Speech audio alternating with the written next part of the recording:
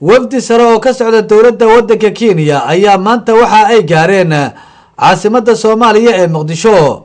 wafdigan ayaa waxa ay daba socdaan hadallo kala duwan oo maalmihii la soo dhaafay soo baxayay oo ku saabsanaa in ciidamada waddanka Kenya ay gudaha u galeen waddanka Soomaaliya. wasiirka arrimaha dibadda iyo wasiirka gaashaandhigga oo gaaray ayaa xarunta madaxtooyada waxa ay kula kulmeen hoggaanka sare ee dowladda ku meel gaarka ee Soomaaliya.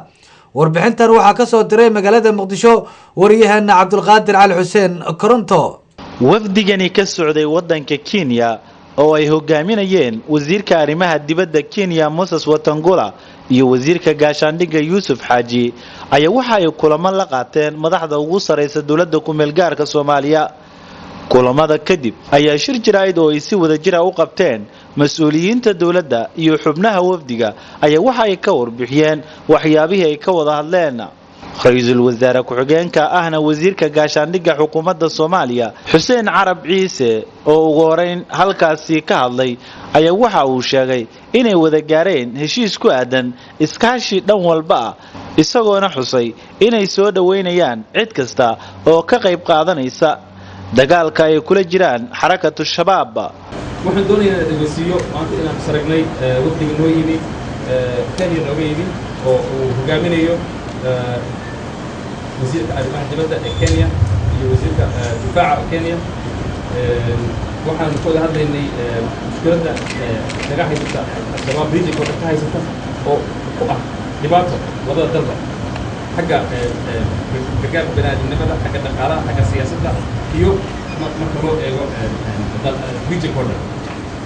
marka waxaan goosannay inaan iska caawino si loola dagaalami lahaa khatartan xoogga leh ee regionka soo gashay xagga al-shabaab ka timi, inaan iska caawino dhinac kasta ha noqoto xagga siyaasadda, xagga militariga, xagga dhaqaalaha iyo si kastaba.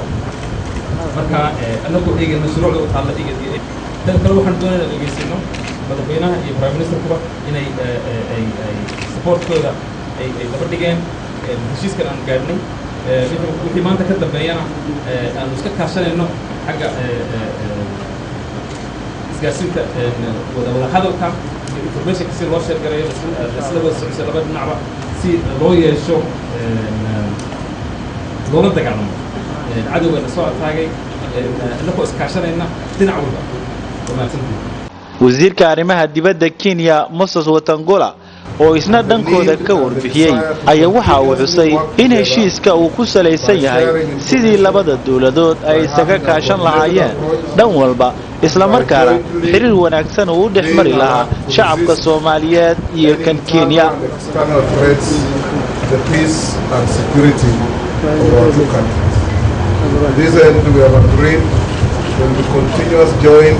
consultative meetings that will make sure and ensure that what we have started in the past.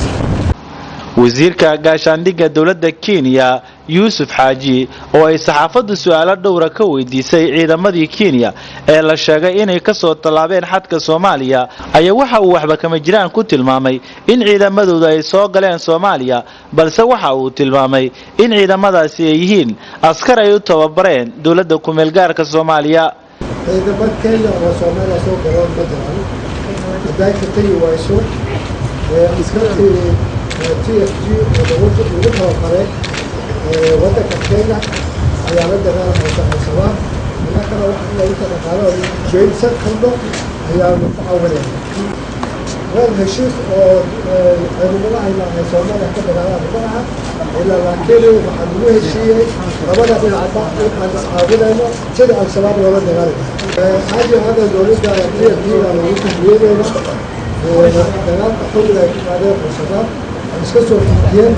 haddana al-shabaab ay ugu imaadeen xuduudka Kenya xaqaa ilaa iska imaatinka wafdigani ka socday Kenya ee heshiiska la saxiixday dowladda ku meel gaarka Soomaaliya ayaa imanaya iyadoo si weyn loo hadalhayo ciidamo ka socday waddanka Kenya oo gudaha u soo galay xadka Soomaaliya. tallaabadaasi oo ay siyaabo kala duwan uga hadleen waxgaradka iyo qaybaha kala duwan ee bulshada Soomaaliyeed.